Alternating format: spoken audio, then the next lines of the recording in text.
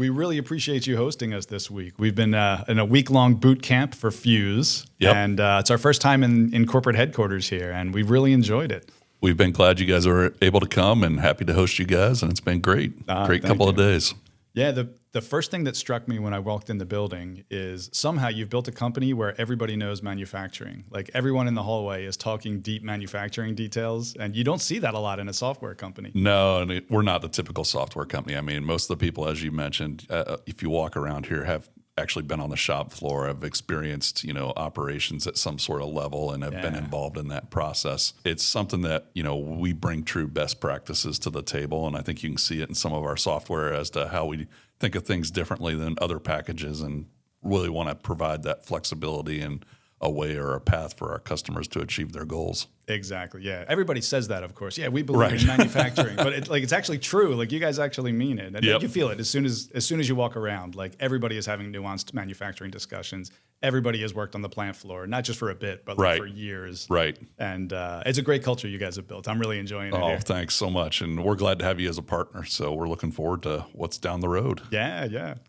So I thought what we would do here is, I, like many people at Fuuz, I'm a lifelong manufacturing guy. And I thought I would just tee up some pain points that I've experienced in my career. Sure. And then let you kind of describe how Fuuz would think about that. Definitely. I'll start with my favorite one. This is the most pain that I've ever felt in my manufacturing career. And I call it the supply chain and the factory floor divide. Okay. The short version of the story is if you're running MRP, with what most manufacturers are, you have supply chain operating to a master schedule, which is a combination of backlog, POs you've got in hand, and a forward-looking forecast. And then you take that and you push it to all of your suppliers and say, this is which parts I need from you by which dates. And so far, so good, right? It's admittedly hard to forecast. The forecast is always wrong. But as far as it goes, that's not where the problem lies. Where the problem lies is, it's a 6-month forecast. Week 1 is happening right now on the factory floor, and all heck breaks loose because you have an unexpected quality issue. Bill calls in sick. Another guy can't make it. Somebody else retired. Like something happens every week. A certain supplier can't deliver on time. Something disrupts the week 1 forecast every single time, or the week 1 plan on the factory every single time. Definitely. The specific pain point that I always felt is there's a big disconnect between the factory floor, who operates to factory floor work orders, make this batch of product, which is a very different thing from a sales order and a supply chain view, which is built up from these are the POs from the customers, this is the forward-looking forecast, and so they are perpetually out of sync. It's the hardest problem I've ever dealt with, and I hear Fuuz can help solve that. It's one of the many things we can do and help customers with and help our companies that we work with achieve the goals that they're trying to achieve. The big thing is really in that scenario, pegging the sales orders to the actual work order demand so that a planner or even the shop floor can see what customers' orders are they actually fulfilling with this production run. Nice. Most systems don't take that into account. They're just producing a blanket work order that's going to solve, 10 to 12 different sales orders. But if the planner or someone else could see what actual sales orders are making up that demand, that's going to allow them to see, can I do a partial shipment? Can I fulfill maybe 6 out of the 10 or 11? And see what kind of customer response we can get back to the customer, knowing on what kind of production runs we can produce with what we have in stock or what we can provide them. That's amazing. And what's the concept called, the linking of those two together? It's really pegging the sales order to the work order. And it comes to a bigger question of, getting data to the right people. And it's one of the reasons why we founded Fuuz and how Fuuz got started was just getting that extensibility of data and putting it into a format that's most usable for the organization. Yeah. Love it. That's a huge pay point, very real in the field. So that'll speak to manufacturers' hearts. Yeah, sure. It's kind of that disconnect between ERP and the shop floor. Exactly. So the shop floor does, it needs that visibility, needs to understand some of those nuances coming out of ERP, and most systems don't do that. Yeah. So, with our iPass, the underpinnings of the platform, you have that ability to map into those fields and bring that information across and display it how you need to display it for your floor or your planner. Yeah, that's huge. That's huge. You'll add many years to the planner scheduler's life by having that capability. Exactly. That's a stressful position in the absence of pegging. Completely. And it kind of rolls into another thing that we see oftentimes is most ERP systems can't give visibility down to the floor level.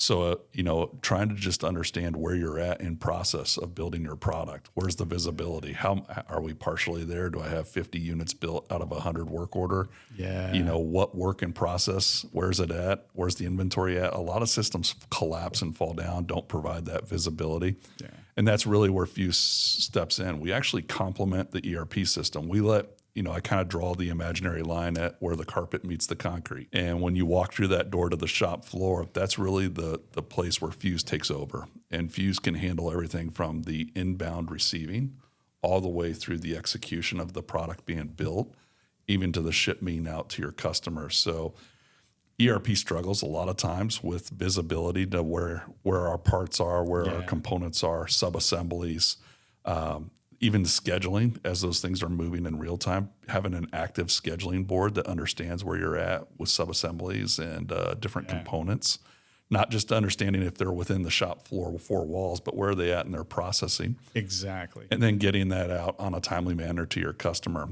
That, along with the track and trace genealogy, are some of the big things that we see ERP systems struggle with. A lot of companies I've been investing in recently into like programs like NetSuite, Business Central, and they're great products run in the cloud. Totally love their technology, but they're not meant to run on a shop floor. They're not meant to run and have the flexibility that most manufacturers need today. Having that visibility to what's happening in real time and understanding how my machines are running, then as you know, with Fuuz, we can even take it to the extreme of going to PLCs and connecting to devices on the shop floor. Exactly. So not only controlling your production process, but actually recording what's happening, what took place, what were the conditions, what were the process parameters from the equipment even.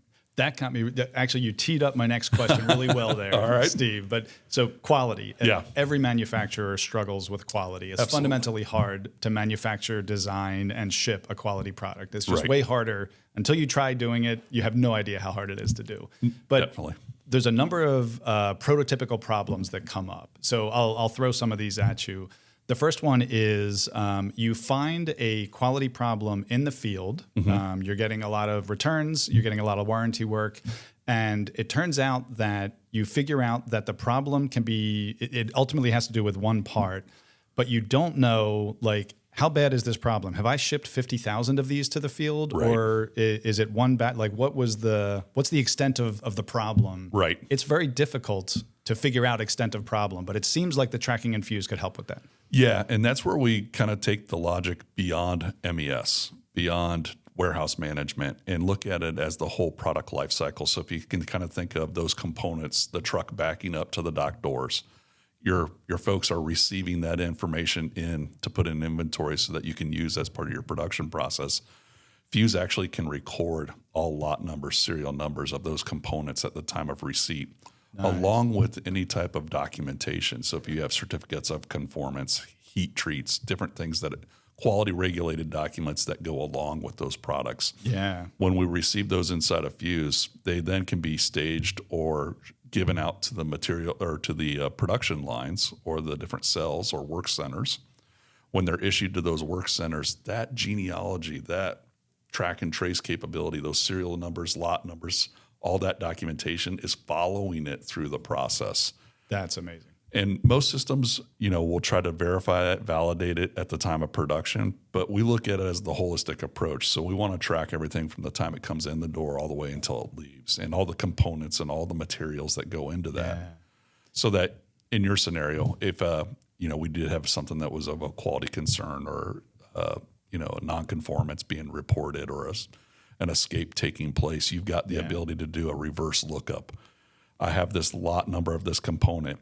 It's suspect. Where else was it used? What shipments could have been affected by that? And quickly you can see in a moment's notice where was that material used or where was it shipped out to? And that's huge for quality engineers everywhere. Usually they don't have the luxury of that information at their fingertips. Right. You can save untold hours in just effort on the engineering side trying to solve the problem in the first place.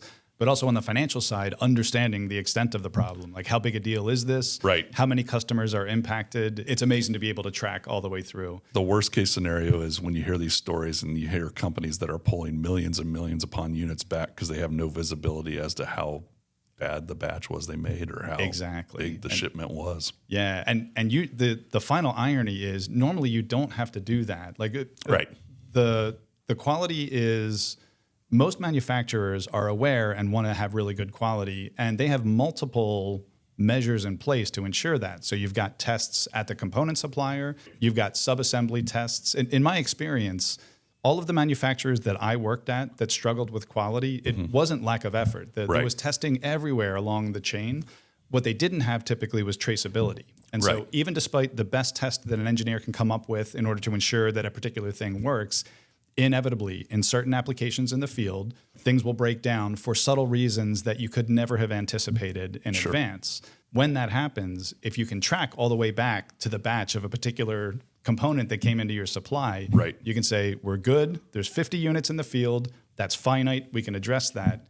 In the absence of traceability, you're in a really tough spot. You're like, we've shipped 10,000 units. I have no idea where this problem is, if everybody has it, if nobody has it. And we've got examples. We've got some of our customers that'll take it to the extreme. So I've got a serial number of a part I produced, and we can actually take that serial number and go back and actually show you all the parameters of the machine when it ran that actual part. That was part two. You keep teeing these up, Steve. This is great. Yeah.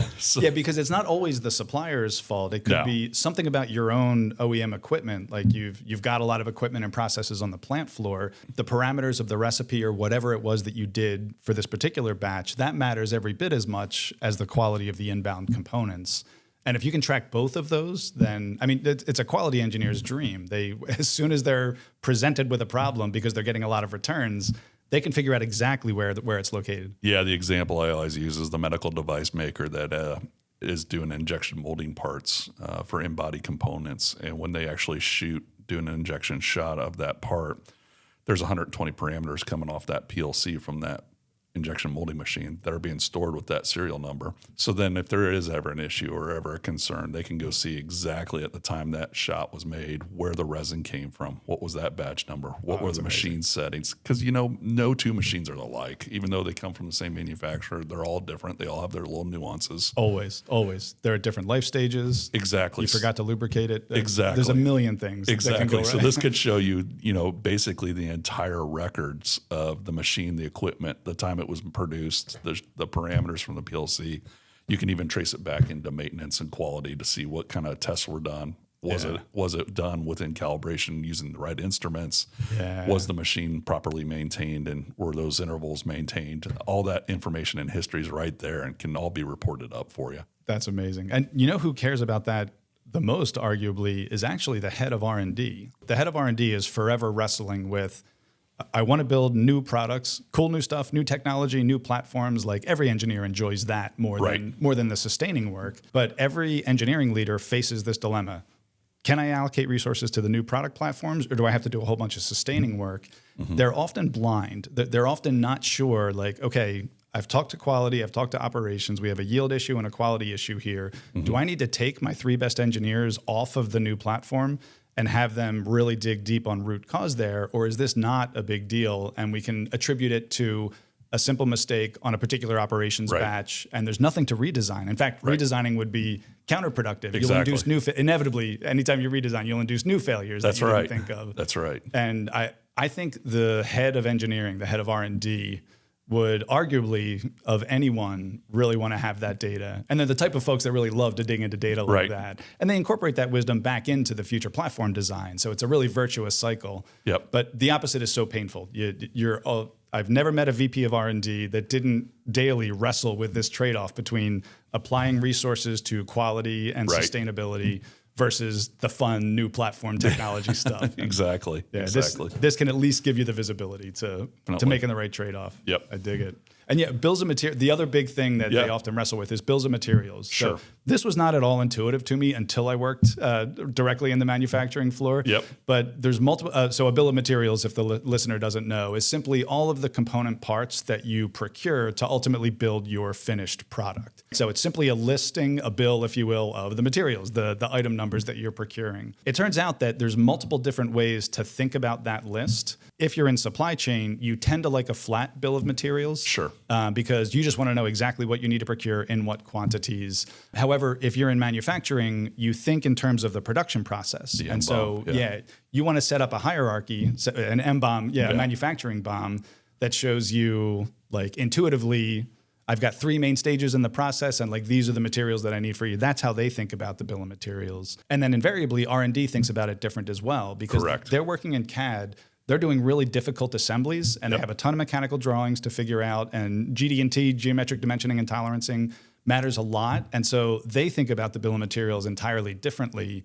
And I would love a magic solution that like everybody can have the BOM expressed in the way that they like. I've never experienced that, though. Yeah, it's called the golden triangle between the systems. You got engineering running PLM in CAD, and they're just doing all the design work, and then they want to pass that information down to the MES onto the shop floor. So with Fuuz, we've got the iPaaS capabilities for this integration where we'll connect PLM to MES, and then we'll also report up finished good values and inventory values to ERP. So that people, ultimately some people want to track the digital thread. It's, how do I make this product, the digital twin, the digital thread? It's starting in engineering and R&D, it's going down to production, and then it goes off to our customer and goes into a maintenance type approach or phase of its life. Nice.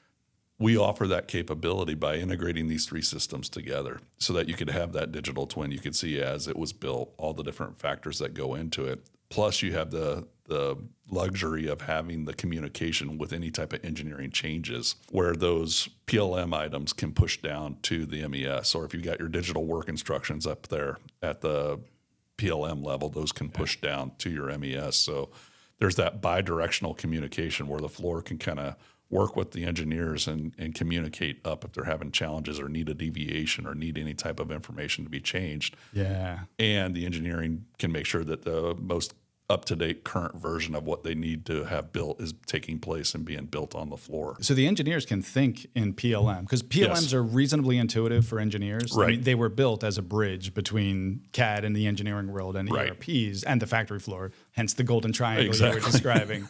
But the tough thing is in the absence of a PLM or in the absence of integration between whatever you're using as your PLM, even if it's Excel, and the factory floor, things just get out of sync really quickly. And you have a bunch of ECOs being processed, you have change orders.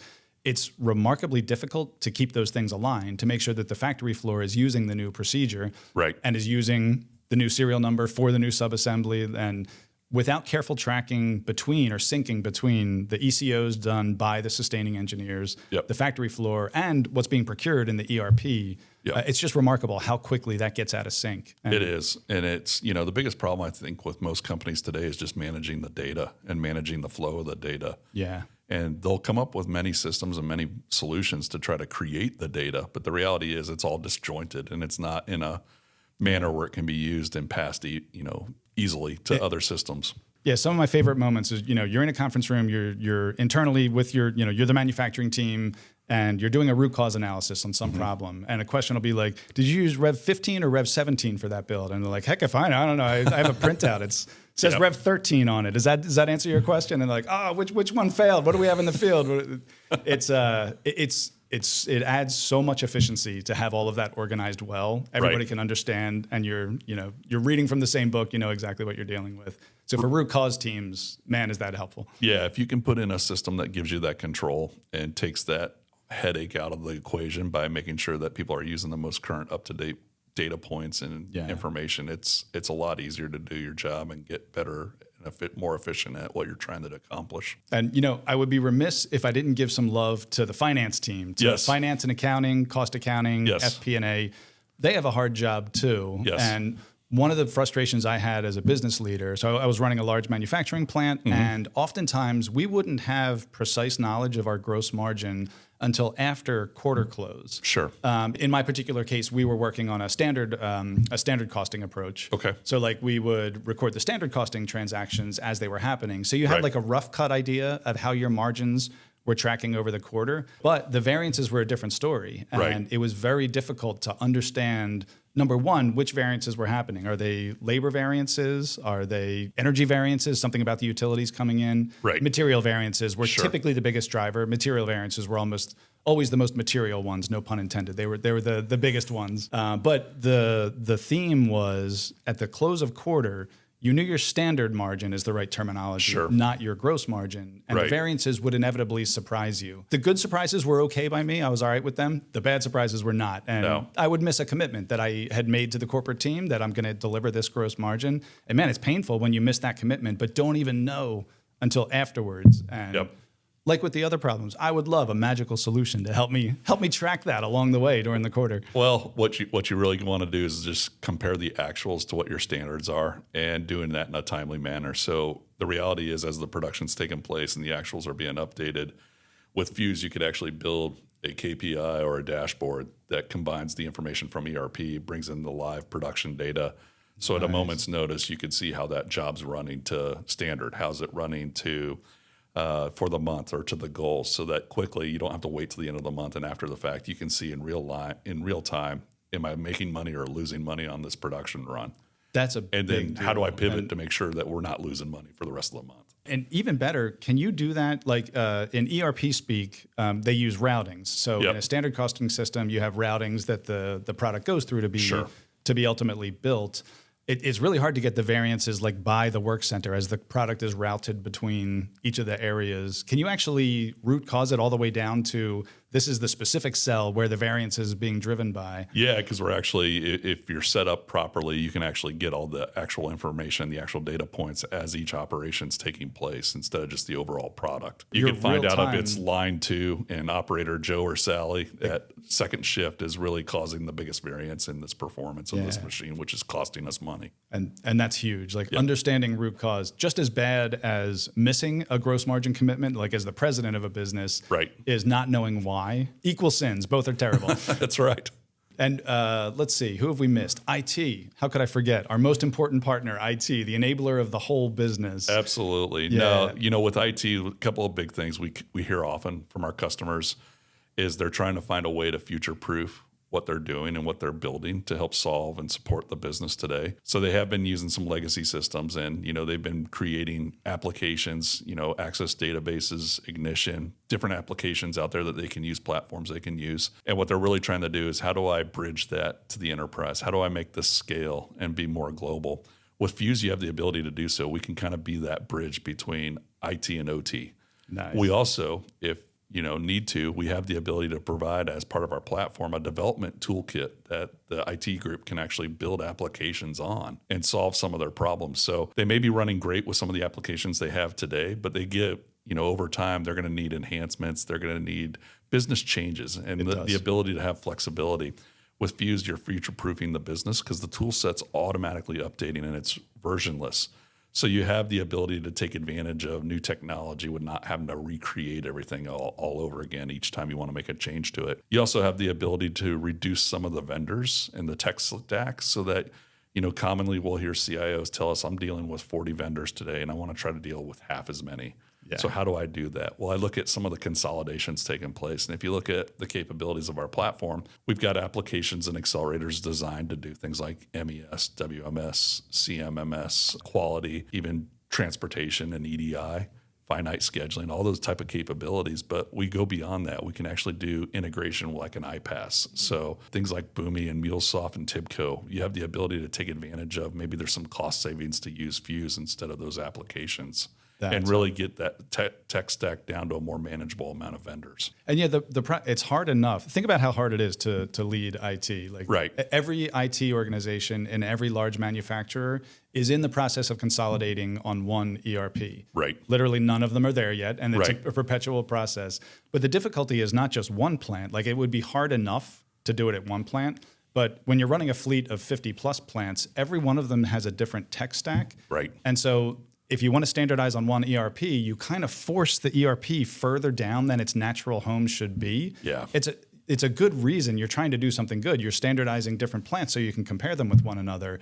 But the problem is you're forcing an ERP right down onto the plant floor where it's worst. Right. And so like everybody loses. It's a hard implementation. It's late. That's why nobody has ever achieved one ERP. Like it's literally never happened.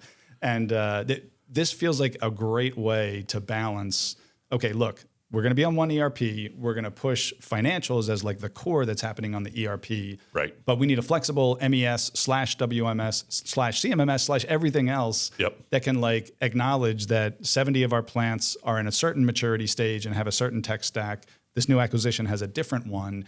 If you try to do all of that in the ERP, like it simply can't be done. It's not the ERP's fault. Right. No such system exists that can do all of that and financials everywhere. It just doesn't exist. We're seeing two trends amongst our customers and some of the prospects we're talking to today. It's one of the trends is, to your point, companies that are either acquiring new businesses or their model is to increase the number of plants. To your point, they're running multiple different systems, multiple different ERPs. What they're trying to do is really standardize and put in best practices at the shop floor level. They really want to understand the operational efficiencies of each facility and how they're operating overall. What they've been experimenting with and we're having great success with is they're putting in Fuuz to actually run the manufacturing operations and holding the ERP to do what it does best. And that's the financials, it's the purchasing, it's the front office. Again, that carpet and concrete analogy. ERP plays on the carpet front office side.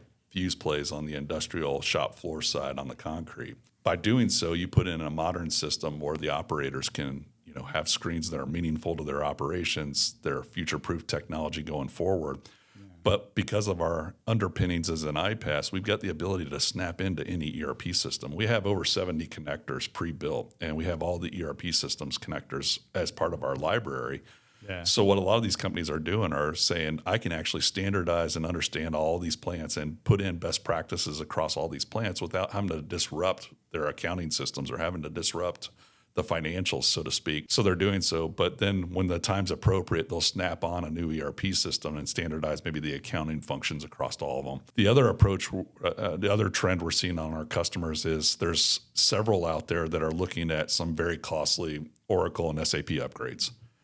And, when we're talking to them, they're telling us about some of the efficiencies they're trying to gain and what they're hoping to gain out of these multi-million-dollar expansions and customization projects that need to take place and the multiple years those will take. And it's painful because we can tell and we kind of have the conversation with them, and it's a little difficult at times, but it's like use ERP for what it's good for and put in Fuuz for what it's made for. And it's the money's made and lost on the shop floor.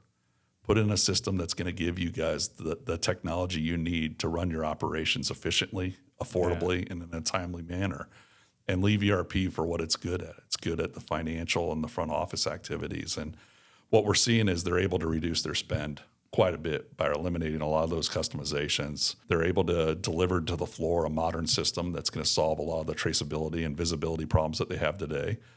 And then thirdly, they may want to delay that ERP upgrade because they don't need to now that they've put a system in to help address the shop floor where the money's made and lost. Yeah, because that was the pain point in the first place for why they were trying to standardize. Right. I love it. And it maybe a final thought. It triggers my HR mind in that every company is dedicated to employee development. One of the best things you can do for employees throughout the org is if you're able to standardize processes like you described, you can take someone and send them through multiple developmental roles. And when they arrive at a plant in Kentucky, it feels just like the plant in Indiana. Absolutely. The business processes are the same. Like they can hit the ground running. Even further, they're able to customize what's unique about that plant. That's another healthy tension that you guys help resolve. Right. We always want employees to do creative things and be scrappy and do what needs to be done at a particular situation. Right. While respecting, we have a corporate business system and there's a way of doing business, and like don't deviate from that lane. Exactly. It's really hard. The more functionality you have on ERP, the harder it is to innovate on the plant floor. Because you can't go outside the lane. You have to stay in the corporate lane. And that's an irresolvable tension. Like that tension should always be there.